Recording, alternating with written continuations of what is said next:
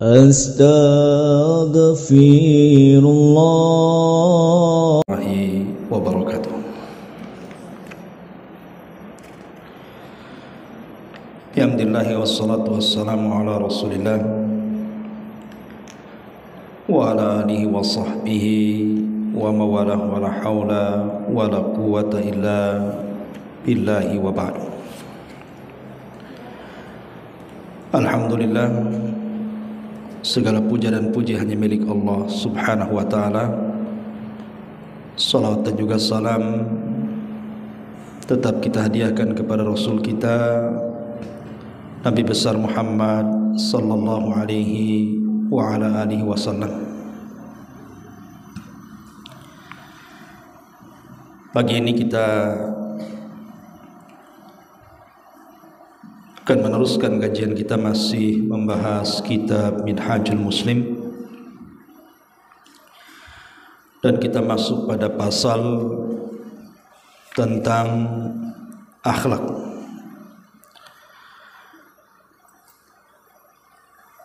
Dan di antara akhlak yang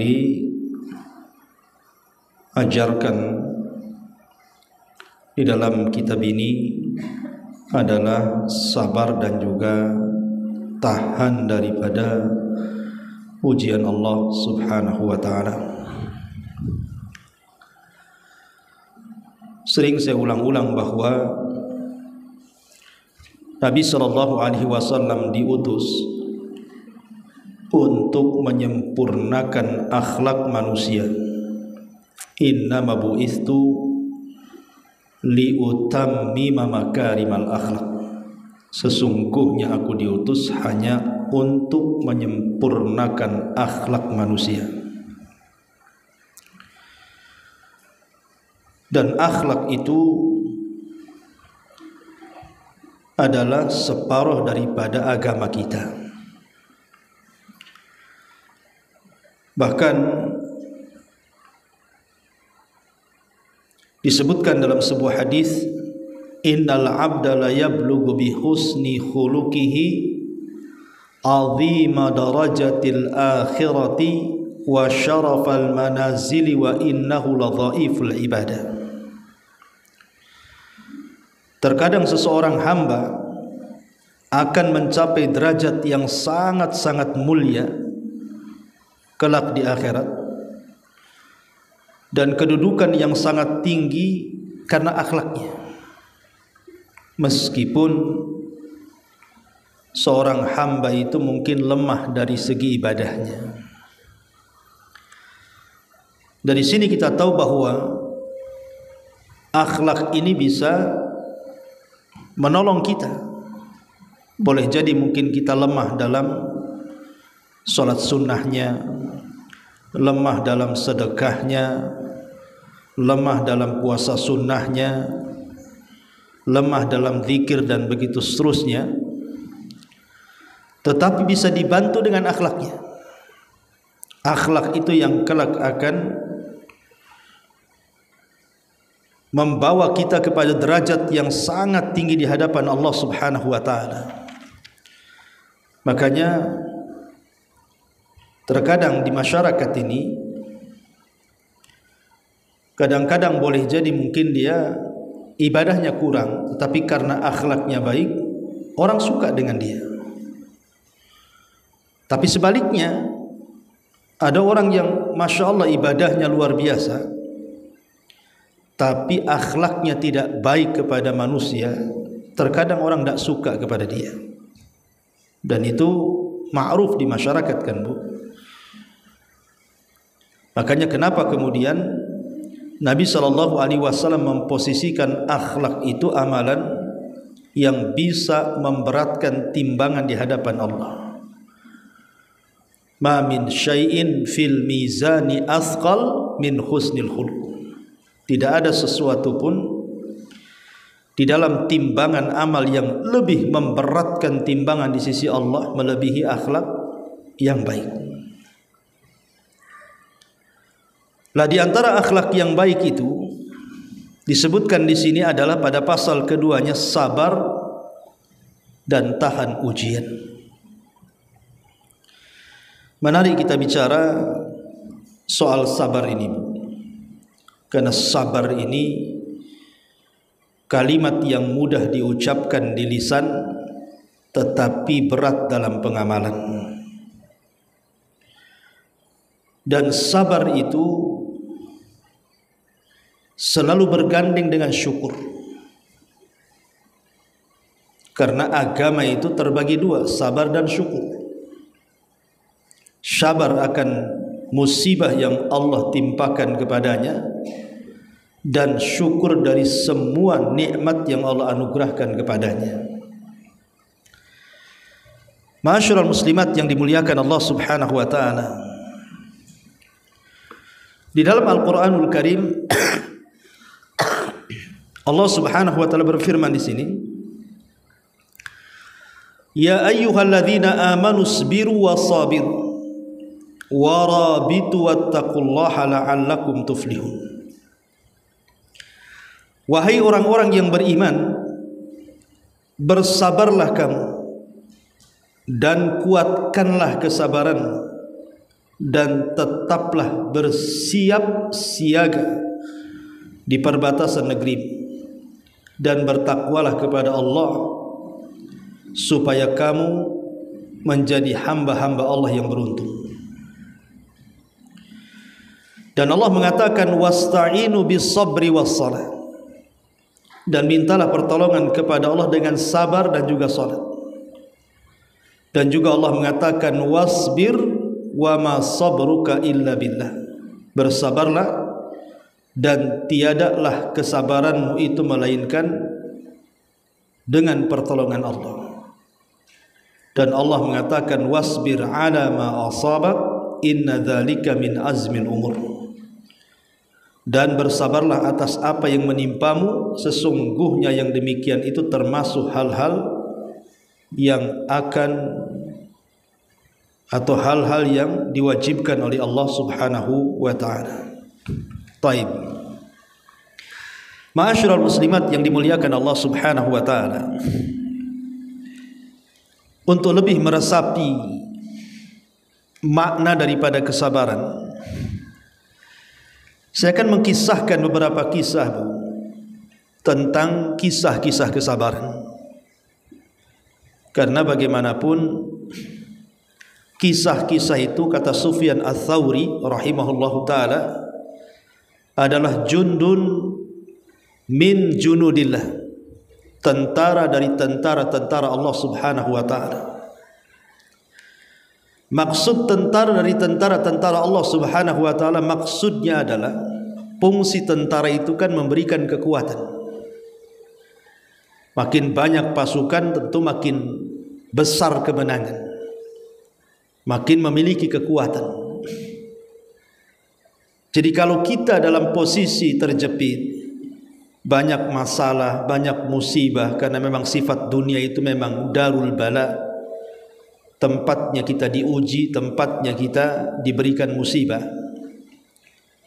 Maka terkadang dengan melihat kisah-kisah itu, kita bisa membandingkan musibah yang kita sekarang sedang diuji dengan musibah orang-orang dulu, dengan musibah para nabi, dengan musibah para sahabat, dengan musibah para ulama. Kita bisa bandingkan dengan mereka. Apakah musibah kita sudah setara dengan mereka? Kenapa kita tidak bisa sabar mereka sabar? Kenapa kita tasakhut kemudian menolak takdir sementara mereka menolak takdir? Itulah fungsinya kita ini membaca kisah-kisah dan mendengar kisah-kisah itu. Dan di dalam Al-Quranul Karim, kisah-kisah kesabaran terlampau banyak sekali. Saya sebutkan saja beberapa kisah dalam Al-Quran, kemudian beberapa kisah dari kisah Nabi dan juga para sahabat. Ma'asyiral muslimat yang dimuliakan Allah Subhanahu wa taala, satu kisah yang menarik dikisahkan dalam Al-Quran adalah kisahnya siapa? Kisahnya Nabiullah Ya'qub alaihi salatu wassalam. Nabi Ya'qub alaihi salatu wassalam, atau ayahanda daripada Nabi Yusuf alaihi salam, diberikan oleh Allah Subhanahu wa taala banyak musibah. Salah satu musibahnya adalah kehilangan putra beliau Nabi Allah Yusuf yang sangat dan teramat sangat dicintai. Karena sifat musibah itu Bu bisa berkenaan dengan harta yang masuk padanya, pangkat dan juga jabatan. Bisa juga masuk pada pasangan, kehilangan pasangan. Bisa juga masuk kepada keturunan, kehilangan anak yang merupakan jantung hati dia dan kesayangan dia. Bisa juga dalam bentuk kesehatan, diuji kesehatannya, mungkin dia sakit parah, terbaring dan tidak bisa bangun dan bergerak, dan begitu seterusnya. Karena ada 8 perkara Bu, tidak mungkin tidak saya, ibu dan siapapun pasti melewatinya dalam kehidupan kita ya. Makanya seorang penyair mengatakan, "Thamaniyatun la budda minha 'alal fata wala budda an tajriya 'alaihi thamaniyah, sururun wa hammun wa ijtima'un wa furqatun wa yusrun wa usrun thumma saqmun wa afiyatun." Kata seorang penyair, 8 perkara yang pasti terjadi pada setiap manusia dan harus terjadi dan mesti terjadi.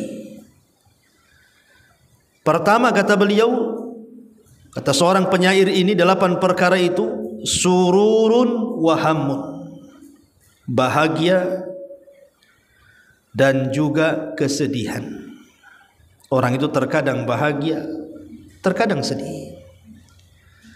Wajtima'un wa furqatun, terkadang berkumpul, terkadang berpisah.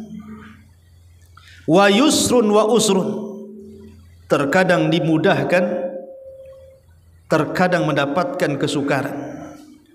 Thumma suqmun wa afiyatun, terkadang sakit, terkadang sehat. Itulah 8 perkara. 8 perkara ini wajib ada pada kita. Bahagia, sedih, berkumpul, berpisah, mudah, sulit, sakit dan juga sehat. Manusia tidak lepas dari 8 perkara ini.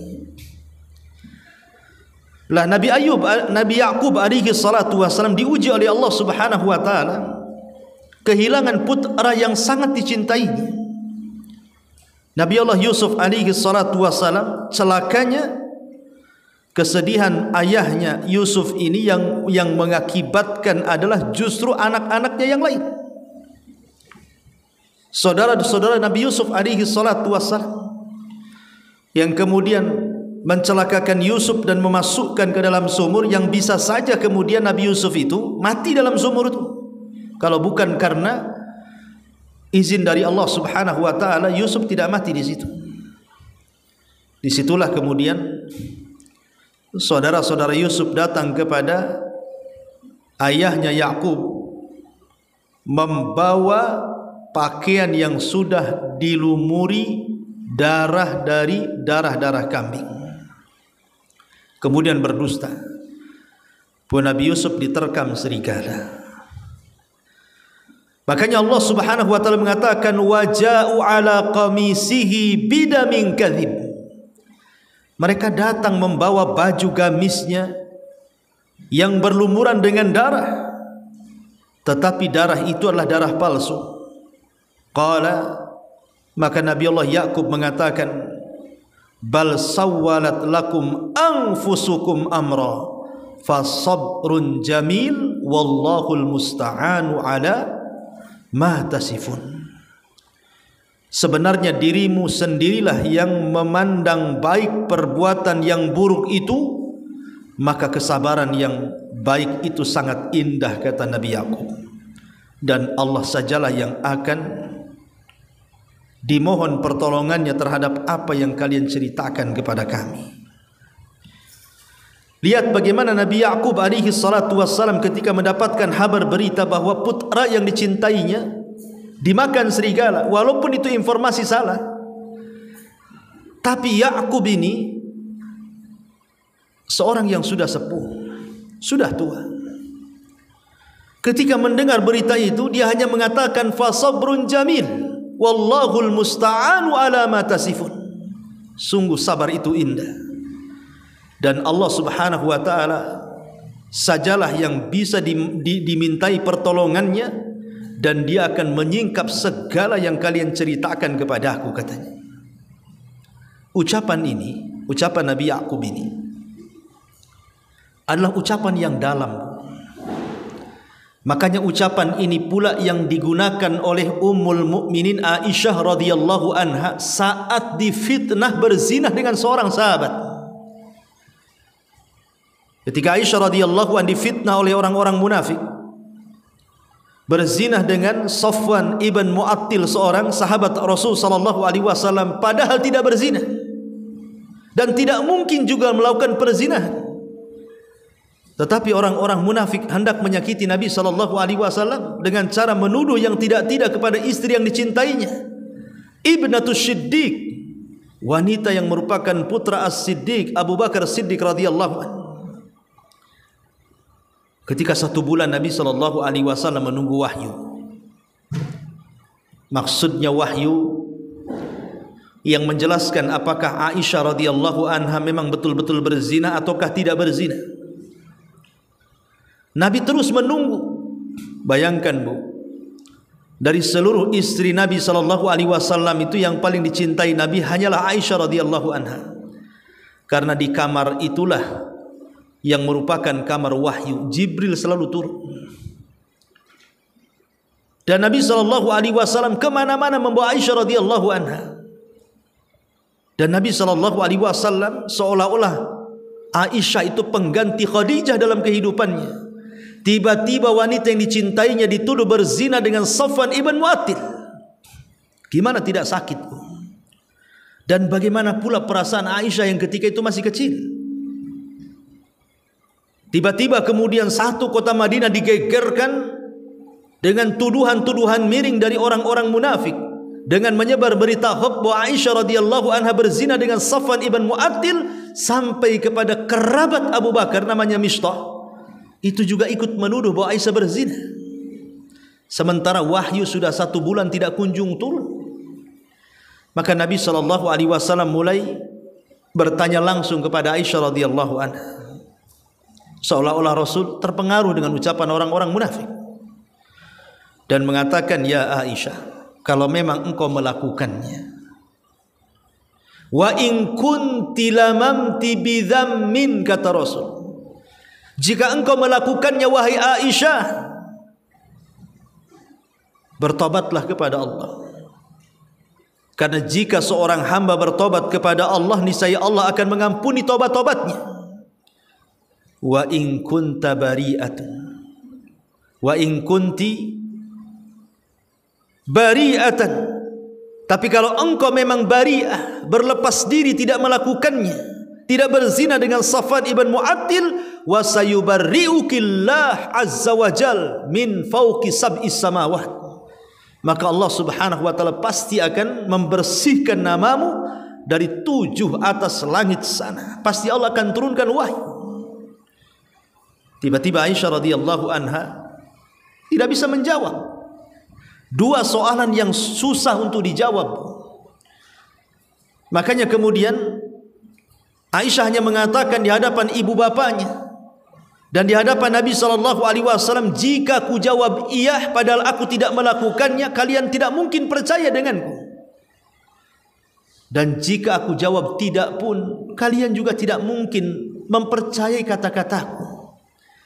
Akhirnya kemudian Aisyah menarik selimutnya, kemudian langsung masuk ke dalam selimutnya dan membacakan ucapan Ya'qub, dan dia mengatakan, aku hanya teringat ucapan Nabi Allah Ya'qub, ayahnya Yusuf, fasabrun jamil wallahul musta'anu ala ma tasifun. Sungguh sabar itu indah dan Allah pasti akan memberikan pertolongannya dan menyingkap segalanya. Begitulah ma'asyiral muslimat yang dimuliakan Allah Azza wa Jalla. Kalau manusia semulia Nabi Ya'qub, seorang nabi, kalau manusia semulia Ummul Mukminin Aisyah radhiyallahu anha, wanita yang di zaman masuk surga atas lisan Rasul, tidak lepas daripada ujian, tidak lepas daripada ujian Allah Subhanahu wa taala yang teramat sangat berat dalam kehidupannya. Apatah kita, siapalah kita ini? Kita bukan nabi, kita bukan orang sekelas Aisyah dan juga para sahabat Nabi. Maka sudah sewajarnya Allah Subhanahu wa taala menguji kita seperti Allah menguji mereka. Tetapi ingat bahwa Allah tidak mungkin menguji hamba-hambanya di luar kemampuan yang kita miliki. Mustahil. Mustahil Allah akan menguji kita itu di luar kemampuan kita. Allah pasti akan menguji sesuatu yang kita sanggup saja menghadapinya. Ma'asyiral muslimat yang dimuliakan Allah Azza wa Jalla. Dari sini kita hendaklah belajar sabar, terutama belajar dari kesabaran Allah Subhanahu wa taala. Apa maksudnya belajar dari kesabaran Allah itu? Bu, Allah Subhanahu wa taala adalah zat yang menciptakan kita, yang memberikan rizki kepada kita, yang memberikan segala kenikmatan yang kita nikmati di alam semesta, yang mampu menghidupkan dan mematikan kita, membahagiakan, menyusahkan, memberikan penyakit dan juga memberikan kesehatan. Semua di tangan Allah Subhanahu wa taala. Lihat dalam sebuah hadis yang dikeluarkan Imam Muslim. Kata Nabi sallallahu alaihi wasallam mengutip firman Allah Azza wa Jalla dalam hadis kursi.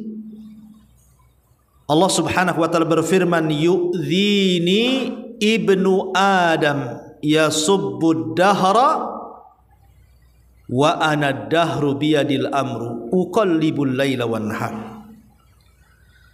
Allah Subhanahu wa taala mengatakan, telah menyakiti aku anak Adam, katanya Allah. Mereka mencela masa, padahal aku adalah yang menciptakan masa. Di tanganku segala urusan, aku yang membolak-balikan, ada siang ada malam.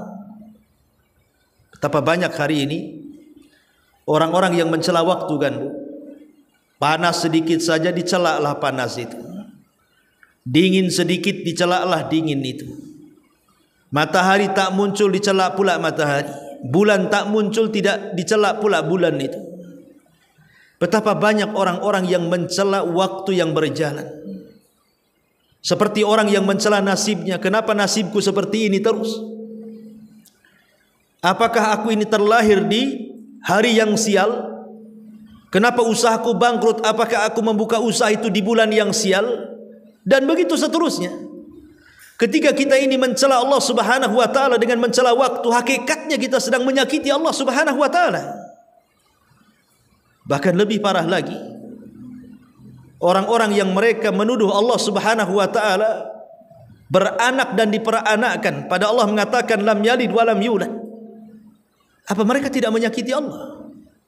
Atau orang-orang yang menyekutukan Allah Subhanahu wa taala dengan berhala-berhala, apakah mereka tidak menyakiti Allah? Mereka sedang menyakiti Allah. Orang-orang yang melakukan kesyirikan dengan lisan mereka, dengan perbuatan mereka, dengan mencela masa, zaman, waktu dan begitu seterusnya, hakikatnya mereka telah dan sedang mencela Allah Subhanahu wa taala, alias menyakiti Allah Subhanahu wa taala. Pertanyaan pun muncul, bukankah Allah Subhanahu wa taala ala kulli syai'in qadir, atas segala sesuatu mampu? Bukankah Allah Subhanahu wa taala bisa mengadab orang-orang yang menyakitinya?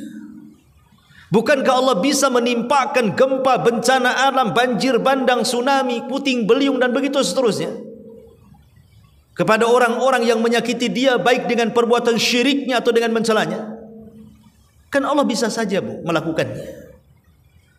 Tapi sampai hari ini apa ibu dengar di barat Allah kemudian kirim bencana yang menghabiskan dan meluntakkan satu negara yang mereka kurang ajar dengan Allah Subhanahu wa taala? Atau di timur orang-orang yang menyekutukan Allah, Allah binasakan dengan azab yang pedih? Tidak juga. Bahkan sebagian orang yang melakukan kesyirikan, yang mencela Allah dengan lisannya, yang mengatakan Allah itu fakir, kami itu kaya, yang mengatakan Allah itu memiliki anak, Isa anak Tuhan, Uzair anak Tuhan. Terkadang mereka diberikan nikmat oleh Allah Azza wa Jalla, usahanya bagus, badannya sehat, rumahnya bagus, dan begitu seterusnya. Kenapa Allah Subhanahu wa taala biarkan dengan kesyirikan mereka? Jelas-jelas mereka menyakiti Allah, tapi Allah biarkan. Bahkan Allah berikan kenikmatan lagi mereka. Kenapa? Pertanyaannya, kenapa Allah membiarkan mereka? Karena di antara satu nama Allah Subhanahu wa taala itu apa, Bu? As-Sabur. Allah itu sabur. Allah itu zat yang maha sabar. Sabarnya itu sampai ke tingkat maha. Allah itu maha sabar. Saking sabarnya, Allah membiarkan orang-orang yang menyakitinya. Bahkan Allah mengatakan, inna rahmati sabaqat ghadabi. Sesungguhnya rahmatku lebih luas dibandingkan kemurkaanku. Lihat, kasih sayang Allah lebih luas dibandingkan murkanya. Ini menunjukkan kesabaran yang luar biasa. Sungguh maha sabar Allah Subhanahu wa taala. Makanya kita harus meniru bagaimana Allah begitu sabar kepada orang-orang yang menyakitinya, yang menyekutukannya, yang telah kurang ajar dengan dia, tapi Allah tidak menimpakan azab kepada mereka. Justru Allah berikan kesempatan kepada mereka untuk bertobat. Atau boleh jadi Allah Subhanahu wa taala membiarkan mereka di atas kenikmatan yang Allah anugerahkan kepada mereka, untuk satu hari mereka mendapatkan azab yang disebut dengan istidraj. Tapi di sini pelajarannya, kenapa kita harus mempelajari nama As-Sabur? Supaya kita menjadi hamba-hamba Allah yang sabar. Seperti kemahasabaran Allah Subhanahu wa taala menghadapi makhluk-makhluknya. Ma'asyiral muslimat yang dimuliakan Allah Subhanahu wa taala, Ummu Salamah radhiyallahu anha, dia memiliki suami namanya Abu Salamah, dan dia sudah mengatakan tidak ada manusia yang lebih dicintai di alam semesta ini melebihi Abu Salamah. Itu ucapan Ummu Salamah kepada Abu Salamah. Bahkan dia berjanji untuk tidak menikah setelah meninggalnya Abu Salamah. Bahkan Abu Salamah juga sama, berjanji kalau Ummu Salamah meninggal dia tidak akan menikah lagi. Itu suami istri yang luar biasa. Percontohan kecintaan, bagaimana suami cinta kepada istri dan bagaimana istri pula cinta kepada suami. Tetapi dunia ini ada batas waktunya, sehingga ada istilah ahbib ma syi'ta fa innaka mufariqah. Cintai sesuka hatimu, karena engkau akan berpisah dengan orang yang kau cintai. Makanya kenapa kita disuruh mencintai sekedarnya? Karena terkadang sesuatu yang kita cintai itu berubah menjadi benci. Ummu Salamah radhiyallahu anha akhirnya mendapatkan musibah berat. Meninggal pula Abu Salamah ini, yang selama ini yang dicintai luar biasa, meninggal. Coba bayangkan, seorang wanita sudah punya anak, punya suami yang sangat dicintainya, punya suami yang sangat bertanggung jawab dalam kehidupannya, tempat bersandar dia dalam kehidupannya, yang senantiasa mengingatkan dirinya untuk beribadah kepada Allah dan dekat dengannya. Tiba-tiba kemudian meninggalkannya. Kira-kira perasaannya seperti apa seorang wanita itu? Sementara wanita itu lebih dekat ke perasaan dibandingkan kepada akalnya. Tentu sakitnya itu mendalam sekali. Makanya kenapa Nabi SAW memberikan pahala kepada orang yang menolong janda-janda miskin, atau dalam bahasa hadis disebut al-armalatu. Siapa yang membantu janda-janda yang miskin, yang membawa anak-anak yatim, maka pahalanya sama dengan dia solat malam terus setiap malam, dan sama dengan orang yang puasa sunnah setiap hari dia puasa sunnah. Karena memang perasaan mereka luar biasa, dan hanya berlaku kepada para wanita. Dan hadis ini tidak berlaku kepada laki-laki yang ditinggal mati istrinya.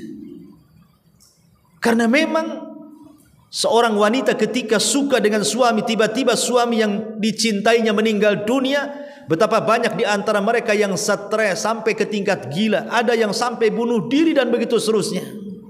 Kecuali karena iman dan kesabarannya lah yang kemudian dia bertahan hidup di dunia. Ma'asyiral muslimat yang dimuliakan Allah Azza wa Jalla, maka sedihlah Ummu Salamah ini. Kemudian Nabi SAW datang menasihati Ummu Salamah dan mengatakan, quli ya Umma Salamah, katakan ya Umma Salamah, Allahumma hjurni fi musibati, ya Allah berikan pahala akan musibah yang kau timpakan kepadaku. Begitulah Ummu Salamah. Ma'asyiral muslimat yang dimuliakan Allah Azza wa Jalla, ada seorang ulama bahasa namanya Al-Asma'i rahimahullahu ta'ala. Satu hari Al-Asma'i dengan kawannya sedang safar untuk thalabul ilmi. Kemudian di tengah jalan kehabisan bekal Bu Al-Asma'i ini. Kemudian karena kehabisan bekal dia mencoba mencari-cari orang yang bisa ditemui di jalan. Boleh jadi ada yang bisa dimakan dan ada yang bisa diminum dari susu-susu kambing dan yang semacamnya.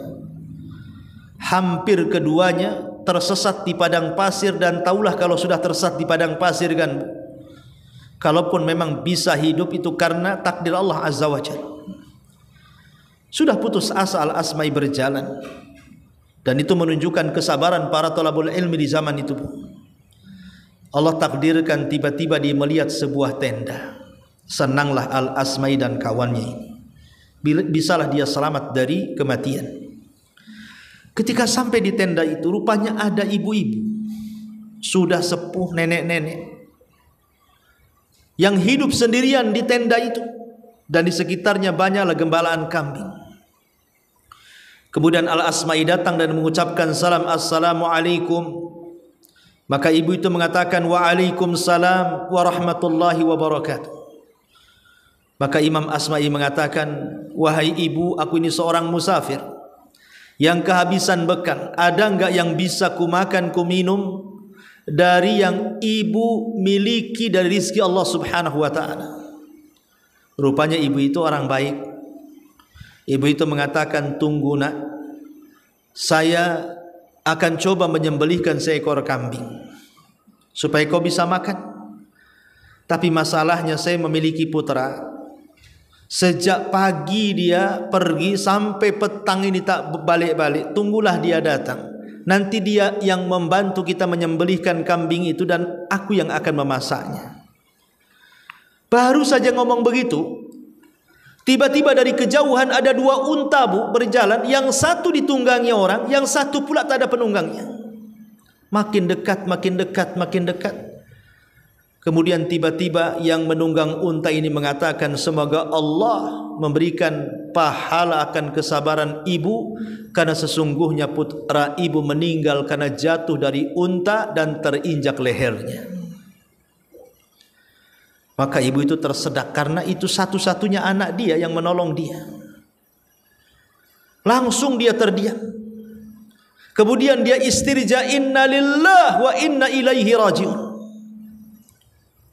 Kemudian ibu ini berusaha menenangkan hati dan mengatakan kepada kawan dari anaknya itu, nak, bisa enggak kau turun sembelihkan seekor kambing, di depan kita ini ada dua tamu.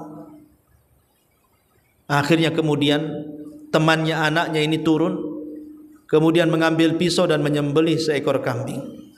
Kata ibu ini mengatakan kepada Al-Asma ini, nah, aku lihat engkau ini nampaknya orang soleh.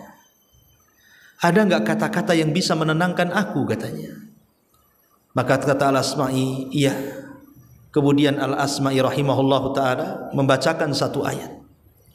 Wa basyiris sabirin alladzina idza asabathum musibatun qalu inna lillahi wa inna ilaihi raji'un. Ulaika alaihim salawatu mir rabbihim wa rahmah wa ulaika humul muhtadun. Berbahagialah terhadap orang-orang yang sabar, Orang-orang yang apabila ditimpa musibah kepada mereka, mereka pun mengatakan sesungguhnya kami datang dari Allah Subhanahu wa taala dan kami pula akan kembali kepada Allah Subhanahu wa taala. Mereka lah orang-orang yang akan mendapatkan pujian dari Rabb mereka, kasih sayang dari Rabb mereka, dan mereka lah orang-orang yang akan mendapatkan petunjuk. Kata ibu ini, syukran jazakumullah khairan. Aku ucapkan terima kasih wahai anak muda. Hatiku sudah mulai tenang. Kemudian ibu ini pamitan dan mengatakan, "Nak, izinkan aku ingin mengambil wudu dan salat 2 rakaat." Akhirnya kemudian ibu ini mengambil wudu, kemudian salat 2 rakaat. Kemudian ketika dia sujud dengan sujud yang lama sekali, rupanya dia tidak tahan dengan kesedihan. Kemudian dia pun meninggal dunia saat sujud kepada Allah Subhanahu wa taala. Subhanallah, kata Al-Asma'i, demi Allah, aku tidak melihat wanita sesabar itu, katanya. Aku tidak melihat wanita sesabar itu. Bahkan dikisahkan oleh seorang yang bernama Abdullah ibn Zaid ibn Amr al-Jurmi. Abdullah ibn Zaid ibn Amr al-Jurmi, atau dikenal dengan Abu Kilabah. Kisah Abu Kilabah, seorang ahli ibadah dari negeri Basrah, seorang alim ulama yang ketika ditawari jabatan dia kabur ke Syam, dan Allah takdirkan dia meninggal di negeri Syam, dan dia seorang perawi yang sangat thiqah hadisnya. Yang menarik dari kisah kesabarannya Abu Kilabah ini, Bu, jadi satu hari Abu Kilabah ini, karena dia tidak mau diangkat menjadi seorang qadhi, memang tak mau dia menjadi qadhi, menjadi hakim agung, dia tak mau, karena dia tahu bagaimana pertanggungjawaban dia di hadapan Allah Subhanahu wa taala kalau salah menghukum orang. Akhirnya dia lari ke Syam, ikut berjihad. Kemudian setelah tua, Allah Subhanahu wa taala takdirkan, Bu, Abu Kilabah ini buta matanya. Kemudian tidak memiliki kaki dan tangan. Tangannya tidak ada dua-duanya, kakinya pula tidak ada dua-duanya. Kemudian pendengarannya sudah mulai berat, dan juga pandangannya sudah mulai membuta. Dia hanya punya dari badannya, dari atas kepala sampai ke kaki itu, Bu, yang bisa bermanfaat untuk ibadahnya hanya lisannya saja. Subhanallah. Coba bayangkan, Bu, orang ini buta, sedikit tuli, tak punya tangan, tak punya kaki. Dia hanya bisa beribadah dengan lisannya saja. Tetapi walaupun demikian, Abu Kilabah ini mengajarkan kepada kita kesabaran tingkat tinggi yang luar biasa. Satu hari, kata Imam Auza'i rahimahullahu ta'ala, ketika ada seseorang laki-laki lewat di tenda dia, rupanya Abu Kilabah ini selalu mengucapkan kalimat, Allahumma auzi'ni an ahmadaka hamdan ukafi bihi syukra ni'matik allati an'amta biha alayya wa faddaltani ala katsiri mimma khalaqta tafdila atau khuliqta tafdila. Ya Allah, berikan kepadaku kekuatan agar aku bisa memujimu dengan pujian yang sangat banyak, yang pujian itu bisa membandingi akan nikmat yang telah kau anugerahkan kepadaku, dan itu bentuk syukurku kepadamu, dan engkau sudah melebihkan aku dari kebanyakan manusia beberapa tingkatan. Jadi dia terus mengatakan kalimat itu, kalimat memuji Allah Subhanahu wa taala, bersyukur akan nikmat, seolah-olah dia diagungkan dari semua manusia yang Allah ciptakan. Jadi orang ini heran, orang yang lewat ini heran. Rupanya dia seorang talabul ilmi.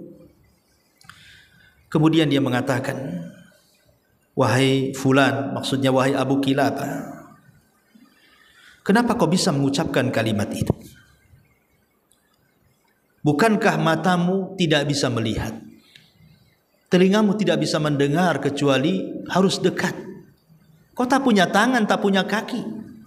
Tapi engkau terus memuji dan memuja Allah, bersyukur akan nikmat yang Allah anugerahkan kepadamu, dan kau merasa engkau lebih tinggi dibandingkan manusia lainnya. Kemudian dia mengatakan, wa ma tara ma sana'a rabbi, tidakkah kau lihat apa yang Allah perbuat kepadaku? Tidakkah kau lihat apa yang telah Allah buat kepadaku, katanya.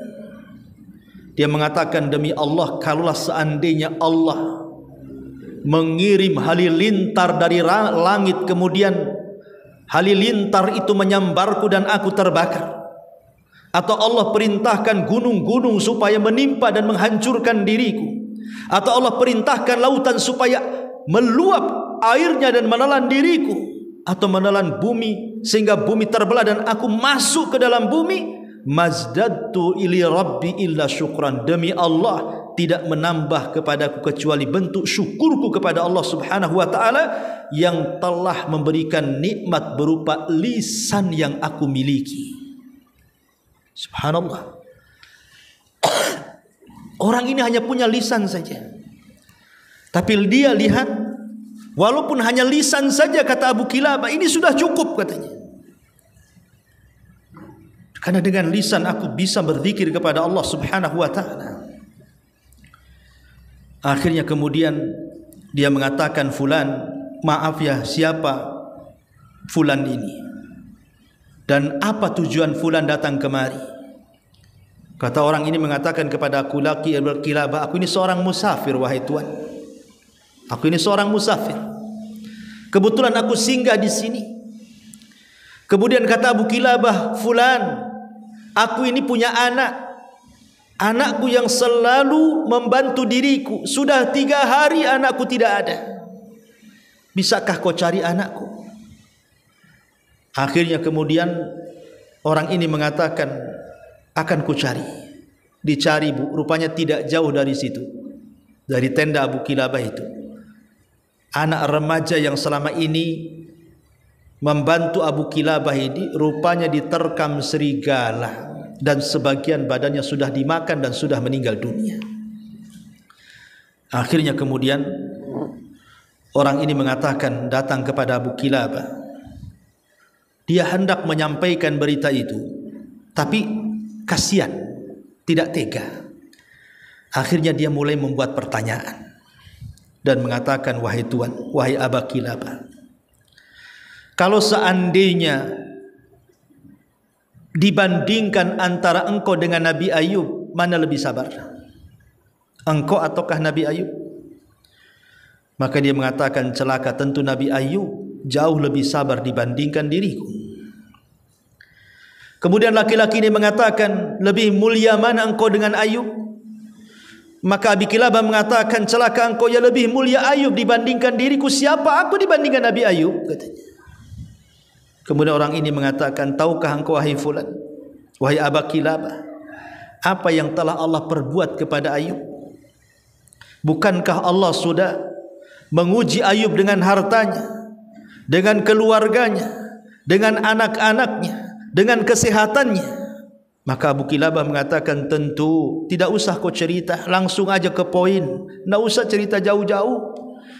Kemudian orang ini mengatakan, wahai Abu Kilabah, bukankah kau dapati Ayub itu penyabar, syukur, memuji Allah Subhanahu wa taala? Iya, katanya, betul apa yang kau ceritakan, langsung saja ke poin, tidak usah terlampau lama-lama, jauh-jauh cerita sana sini soal Ayub, katanya.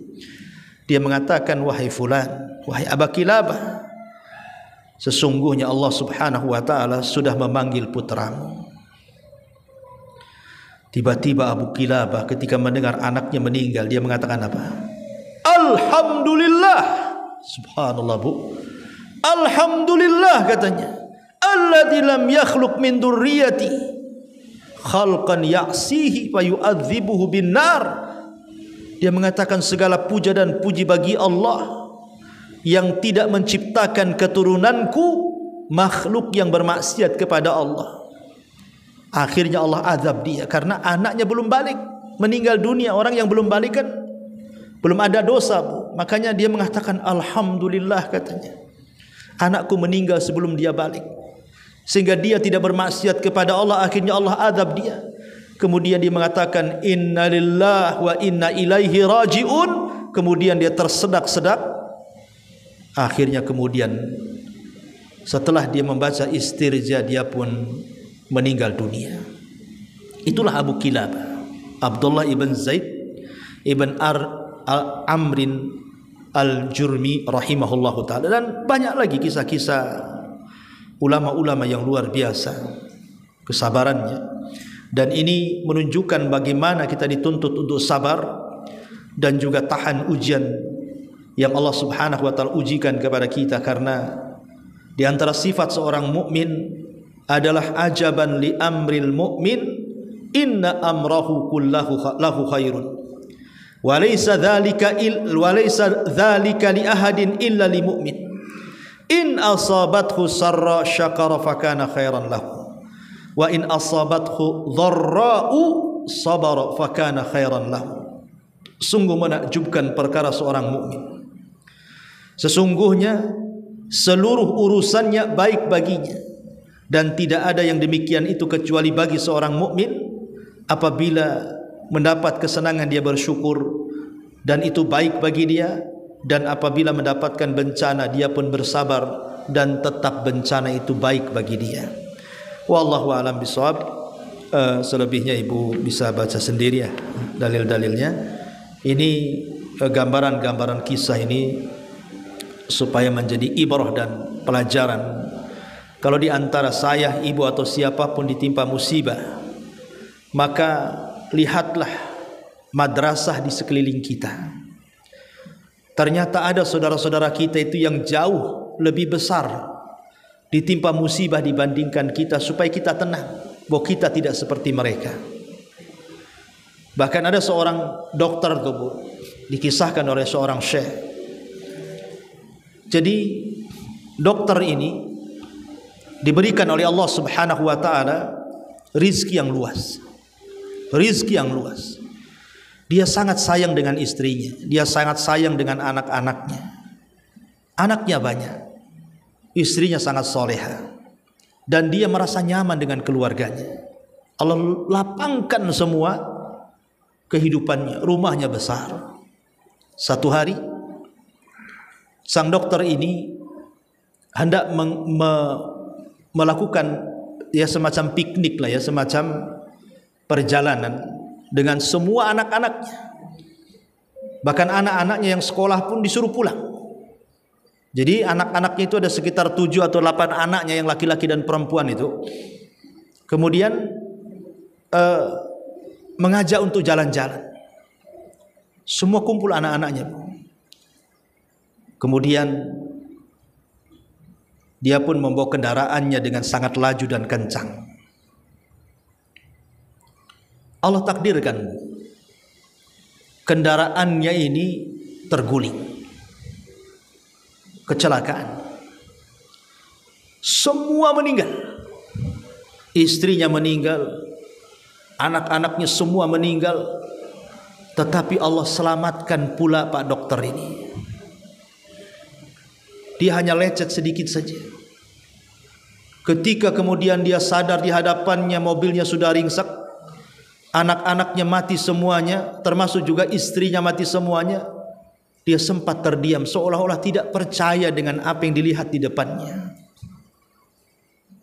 Terkadang musibah itu kan tidak bisa dibayangkan. Hari ini kita bahagia, hari ini kita tertawa, hari ini kita merencanakan sesuatu, hari ini pula kita sedih, hari ini pula kita nangis, hari ini pula buyar pula rencana yang kita rencanakan. Begitulah kehidupan manusia. Siapa yang tahu 1 jam setelah kita mengaji di sini? Tidak ada yang tahu. Makanya kemudian kenapa seorang muslim dibekali dengan 2 akhlak yang sangat mulia? Pertama akhlak sabar, dan yang kedua akhlak syukur. Tapi di sini ada pertanyaan, bismillah. Assalamualaikum warahmatullahi wabarakatuh. Waalaikumsalam warahmatullahi wabarakatuh. Ustaz, apakah orang yang terkena penyakit was-was, baik itu was-was ibadah ataupun was-was akidah, itu bentuk ujian manusia atau azab? Was-was itu datang dari syaitan. Was-was itu datang dari syaitan. Fawaswasalahuma. Syaitan pun memberikan was-was kepada Adam dan Hawa. Akhirnya dengan was-was itu Allah keluarkan Adam karena berhasil. Iblis memberikan was-was agar Adam dan Hawa memakan buah larangan, termakan pula oleh keduanya. Jadi was-was itu datang dari syaitan. Makanya kita berlindung dari was-was. Qul a'udzu birabbin nas, malikin nas, ilahin nas, min syarri waswasil khannas.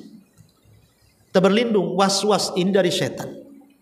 Terkadang setan ini masuk ke kepala kita, kemudian bertanya, siapa yang menciptakan langit? Kita jawab Allah. Siapa yang menciptakan bumi? Kita jawab Allah. Siapa yang menciptakan alam semesta? Kita jawab Allah. Terakhir pula dia kasih subhat, lalu siapa yang menciptakan Allah, katanya. Nanti mulai itu, siapa yang menciptakan Allah kalau begitu? Datanglah itu was-was. Jadi was-was itu dari syaitan. Maka banyak-banyaklah berlindung kepada Allah, dan hanya dengan ilmu was-was itu bisa hilang. Ya, was-was itu bisa hilang hanya dengan ilmu. Teruslah belajar. Minta perlindungan kepada Allah agar Allah hilangkan was-was ini, karena was-was ini bahaya. Kalau sampai ke tingkat akidah ini bahaya, bisa mencapai tingkat kufur masalahnya. Ya, wallahu a'lam.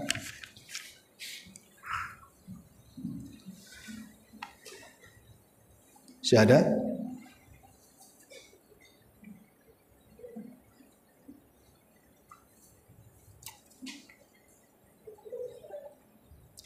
Taib, kalau nggak ada kita tutup. Subhanakallahumma bihamdika asyhadu an la ilaha illa anta astaghfiruka wa atubu ilaik. Allahu ta'ala. Assalamualaikum warahmatullahi wabarakatuh.